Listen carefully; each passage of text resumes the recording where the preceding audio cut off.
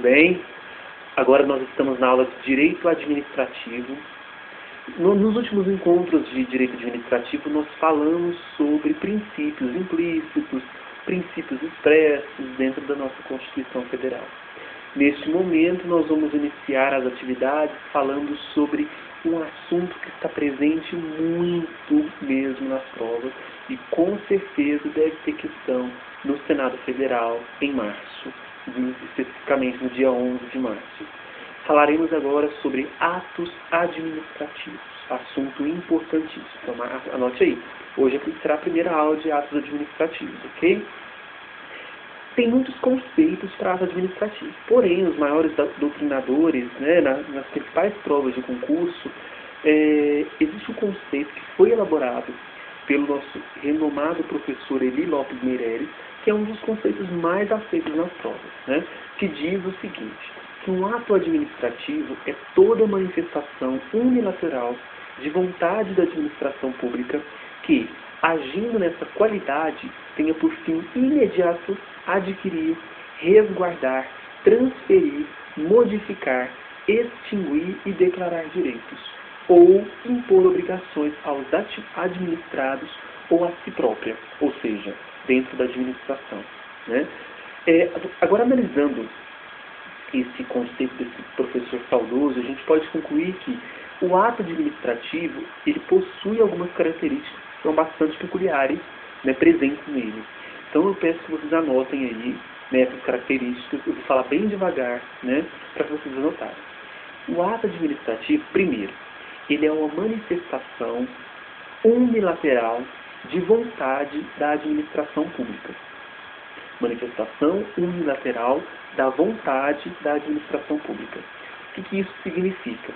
Então, a gente pode esclarecer que a administração ela não está obrigada a consultar o particular antes de editar um ato administrativo. Ou seja, a edição desse ato ele depende somente da vontade da administração. Claro, a administração ela tem esse poder, dessa manifestação unilateral de sua vontade. Esse foi o primeiro tópico. Segundo, é necessário que o ato administrativo tenha sido editado por quem esteja na condição da administração pública. Então, vou repetir. É necessário que o ato administrativo tenha sido editado por quem esteja na condição de administração. Ou seja, somente quem está presente na administração há condições para editar um ato. Então, basta a gente ressaltar que é importante que, além de órgãos e entidades que integram a administração pública direta e indireta, também podem editar os atos administrativos do que? Entidades que estão fora da administração, como acontece com concessionárias, permissionárias de serviços públicos, desde que no exercício de prerrogativas públicas. Ok? E a terceira e última característica. O ato administrativo visa sempre produzir efeitos no mundo jurídico. Repetindo, o ato administrativo visa sempre produzir efeitos no mundo jurídico. Segundo o professor, ao editar um ato administrativo, a administração visa adquirir, resguardar, transferir, modificar, extinguir e declarar direitos, ou ainda impor obrigações aos administrados ou a si próprio. Ok? Além das características que foram apresentadas acima, é importante a gente salientar que, ao editar... Um momento, por favor, pessoal.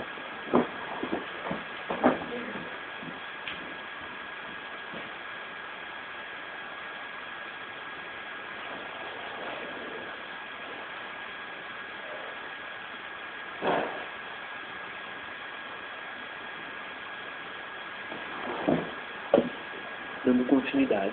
Além das características que foram apresentadas acima, é importante a gente lembrar que, ao editar um ato administrativo, a administração pública encontra-se em posição de superioridade em relação ao particular, pois está amparada pelo regime jurídico administrativo. Então há aí o que? Uma posição de ser superior em relação ao particular. Certo?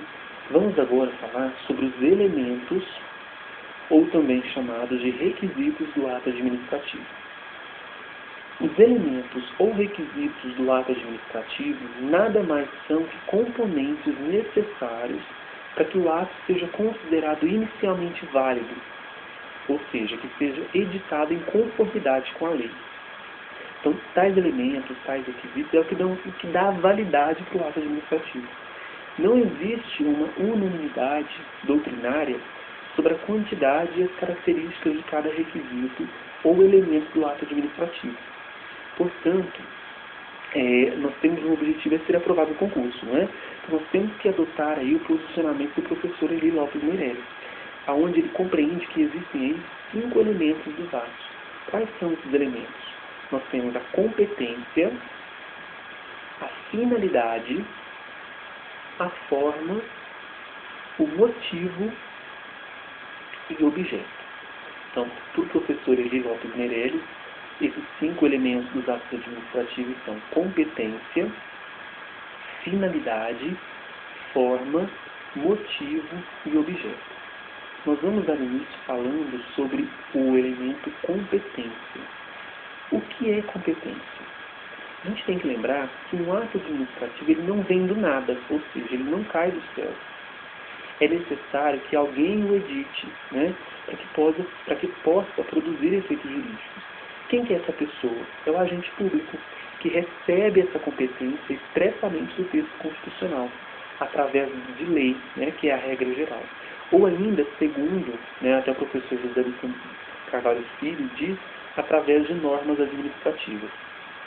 No caso de normas administrativas, o professor José dos Santos Carvalho Filho, ele informa que em relação aos órgãos de menor hierarquia, pode a competência derivar de normas expressas de atos administrativos organizacionais.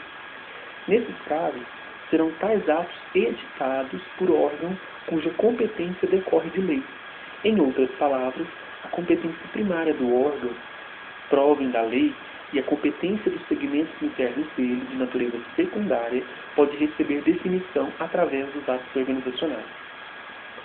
Sobre a competência, além de a gente saber que se trata de um requisito sempre vinculado do ato, é importante que você entenda quais são as principais características que a doutrina coloca, que normalmente cai muito nos concursos públicos, né, sobre justamente a competência. Que tem competência, anote aí, competência é sempre vinculada, ou seja, sempre um ato vinculativo. A competência tem como característica que ela é irrenunciável, ou seja, já que está previsto em lei, a competência de exercício obrigatório pelo agente público, sempre que o interesse público assim exigir. Não deve ser exercida ao livre-arbítrio do agente, mas nos termos que a lei definir. Então, primeiro, característica de competência, irrenunciável. Segunda, inderrogável. Os agentes públicos devem sempre exercer a competência nos termos fixados e estabelecidos pela lei, sendo-lhes vedada alterar por vontade própria ou por atos administrativos o alcance da competência legal. Então, inderrogável, coloca aí. Sempre exercer a competência nos termos fixados e estabelecidos à lei. Vedado alterar por vontade própria. Terceira característica da competência. Pode ser considerada improrrogável. Quando o agente público edita um ato que inicialmente não era de sua competência, isso não significa que a partir de então ele se torna um único competente legalmente para exercer, pois provavelmente o ato foi editado em razão de avocação ou delegação. Ambos, nós já estudamos avocação, delegação, lembram disso, né? Nós já estudamos avocação e delegação. Quarta característica, intransferível. Como a avocação e a delegação estão relacionadas exclusivamente com o exercício da competência, é válido a gente destacar que a sua titularidade permanece com a autoridade responsável pela delegação, que poderá ainda continuar editando o ato delegado, por exemplo. Quinta característica, é imprescritível. O exercício de determinada competência pelo seu titular, ele não prescreve em virtude de tempo, ou seja, lapso temporal, independente de quanto tempo foi transcorrido esse ato. A obrigação de exercer a competência, ela subsiste sempre que forem preenchidos os requisitos previstos em lei. Assim, nós falamos aí de 5 características. Vamos revisar. Quais são as características de competência? Primeira, nós temos lá que a competência, né, como primeira característica, irrenunciável. Segunda, inderrogável. Terceira, improrrogável. Quarta, intransferível. Imprescritível. Então, tudo que é características de competência. Além dessas características, há outras regras básicas que estão lá na Lei 9784, que é a Lei do Processo Administrativo Federal, que nós vamos, em aulas futuras, falar sobre essa lei. Um órgão administrativo e seu titular poderão, se não houver impedimento legal, delegar parte de sua competência a outros órgãos ou titulares, ainda que esses não sejam hierarquicamente subordinados, quando for conveniente, em razão de circunstâncias de índole técnica, social, econômica e jurídica. Eu posso aí, né, fazer o quê? Uma delegação de parte de sua competência. Ok? Não pode ser objeto de delegação a edição de atos de caráter normativo, a decisão de recursos administrativos, as matérias de competência exclusiva do órgão ou autoridade. Isso é importantíssimo. Então, vou até pausar para vocês anotarem. O que não pode ser objeto de delegação? Coloque aí. Não pode ser objeto de delegação. Primeiro, edição de atos de caráter normativo. Segundo, decisão de recursos administrativos. Terceiro, matérias de competência exclusiva do órgão ou autoridade. Pronto. O ato de delegação e sua revogação deverão ser publicados no meio oficial. Além disso, tanto o ato de delegação e revogação, ele é revogável, né, o ato de delegação é revogável a qualquer tempo pela autoridade delegante. As decisões adotadas por delegação devem mencionar explicitamente esta qualidade e considerar-se-á editadas pelo delegado.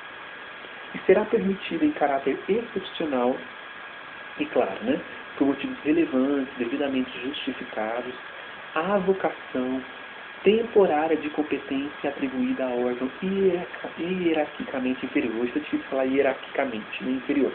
Porque a avocação é pegar aquela competência de um órgão que é inferior, hierarquicamente inferior. Entenderam competência? Ok. Vamos agora passar para a finalidade. Finalidade também é um requisito sempre vinculado. Então saibamos nós já sabemos que competência é sempre vinculado e finalidade também é sempre vinculado, ou seja, previsto em lei, que impõe a necessidade de respeito ao interesse público no momento da edição do ato administrativo. A finalidade do ato administrativo deve ser atingida tanto em sentido amplo quanto em sentido estrito. Em sentido amplo, significa o quê? Que todos os atos praticados pela administração devem atender ao interesse público. Essa é a finalidade, atender ao interesse público. Em sentido estrito, significa que todo ato praticado pela administração possui uma finalidade específica. Apenas para reforçar, né, o que foi afirmado anteriormente, nós vamos fazer uma questão bem rápida, né, acerca desse tema. Então prestem bastante atenção no que eu vou ler a questão. Né? Ou melhor, vamos deixar para fazer essas questões na próxima aula, porque a gente fica calmo e responde essa questão. É mais fácil dessa forma. Né? Até porque vocês não estão vendo e falando, fica meio complicado. Então, gente, a finalidade é bem resumida, é bem tranquila. Então vamos novamente repetir aí a questão da finalidade.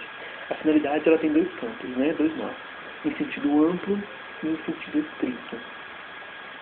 No sentido amplo, a finalidade é que todos os atos praticados pela administração devem atender o que? O interesse público. Já em sentido estrito, todo ato praticado pela administração possui uma finalidade específica prevista em lei. Ok? Vamos agora passar para a terceira característica, né, do ato administrativo, o terceiro requisito, que é a forma. A forma, também é um requisito vinculado do ato, a exemplo, né, dos requisitos de competência e finalidade, que nós falamos, competência é vinculado, sempre vinculado, finalidade sempre vinculado, e a forma também é sempre vinculada. Né? Também a forma pode ser compreendida também em sentido estrito e no sentido amplo. Em sentido estrito, a forma ela tem como revestimento exterior do ato administrativo o modelo do ato, o modo pelo qual ele se apresenta no mundo jurídico. Por exemplo, em regra, um ato administrativo ele apresenta-se no mundo jurídico como? Por escrito. Porém, há possibilidade de determinados atos surgirem verbalmente, gestualmente ou ainda virtualmente. Principalmente agora, com a evolução tecnológica, né, há muitos atos que já estão virtuais, ou seja, na internet, para acesso com mais facilidade. Vamos dar um exemplo. Vamos supor, quando um guarda de trânsito ele emite 2 silvos breves, você que fez aí a legislação para tirar a carteira sabe. Quando ele emite 2 silvos, dois silvos breves com seu apito, ocorre o quê? A edição de um ato administrativo informal, pois ele está determinando que você faz o quê? Pare o veículo, para que seja fiscalizado. Da mesma forma, quando o semáforo de trânsito apresenta a cor vermelha, está sendo editado um ato administrativo informal, determinando que você também pare o veículo. Então nós temos aí 2 tipos de sinais, um com os 2 silvos breves e outro com o sinal. Ao contrário do princípio da liberdade das formas, que vigora no direito privado, que diz o quê? Que podem ser praticados por qualquer forma idônea para atingir o seu fim, né? Vigora no direito administrativo, em regra, o princípio da solenidade das formas. O que diz esse princípio? Que para a edição de um ato administrativo devem ser respeitados procedimentos especiais e forma prevista em lei. Esse princípio da solenidade de forma está presente aonde? Lá no primeiro parágrafo, né, no parágrafo 1º do artigo 22 da Lei 9784, que é a Lei do Processo Administrativo Federal. Estabelece que os atos do processo devem ser produzidos por escrito, em vernáculo, com a data e o local de sua realização e a assinatura da autoridade responsável. Lembra disso? Quem estudou a Lei 9784 lembra bem disso, né? Que tem que ser por escrito. Sendo assim, em âmbito federal, existe norma expressa que impõe a regra de forma escrita para o exercício de competências públicas e que nos leva a entender que, em regra, os atos administrativos devem ser formais. Em sentido amplo, a forma pode ser entendida como a formalidade ou procedimento a ser observado para a produção do ato administrativo.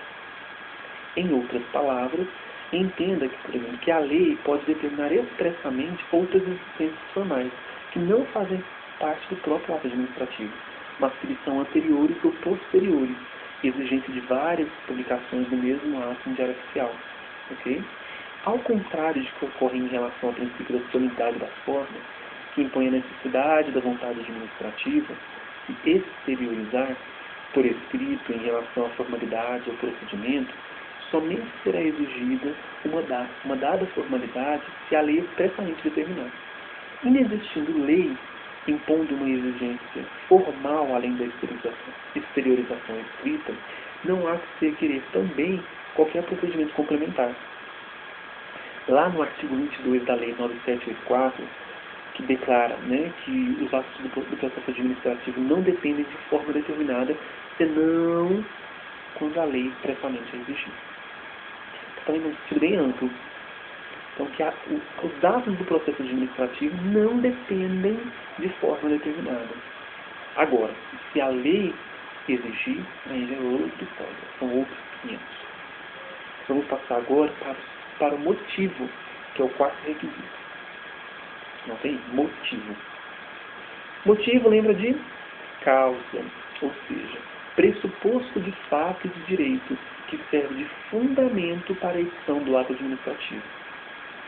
O motivo ele se manifesta através de ações ou omissões dos agentes públicos, dos administrados, ou ainda de necessidades da própria administração que justificam ou impõem a edição de um ato administrativo. Para que um ato administrativo seja validamente editado, o que é necessário? Que esteja presente o pressuposto de fato e de direito, que autoriza a determinação instituição, O que é esse pressuposto de fato? É um acontecimento real, uma circunstância fática concreta, externa ao agente público e que ensejou, né, que deu início à edição desse ato. Essa circunstância fática concreta, né, ela enseja a edição de um ato administrativo de desapropriação, por exemplo, para fins de reforma agrária. É a improdutividade de uma atitude rural. Já a circunstância fática concreta que enseja a edição do ato, que concede a licença maternidade a uma servidora no tempo do filho, a circunstância fática concreta que enseja a edição do ato concessivo de aposentadoria compulsória é o incremento da idade de 70 anos. O que é o pressuposto do direito? É o dispositivo legal em que se baseia a edição do ato. Em outras palavras, são os requisitos materiais estabelecidos na lei e que autorizam ou determinam a edição do ato. Okay? Exemplo. Quando nós temos um caso de desapropriação para fins de reforma agrária, o pressuposto do direito para a edição do ato está no artigo 184 da Constituição Federal, que fala o quê? Compete à União desapropriar pelo direito social, para fins de reforma agrária, o imóvel rural que não esteja cumprindo sua função social. Então foi o artigo 184 da Constituição Federal que fundamentou juridicamente a edição desse ato. No ato concessivo de licença maternidade em âmbito federal, o pressuposto de direito que autoriza a edição do ato é o artigo 207 da Lei 8.112, que declara o quê?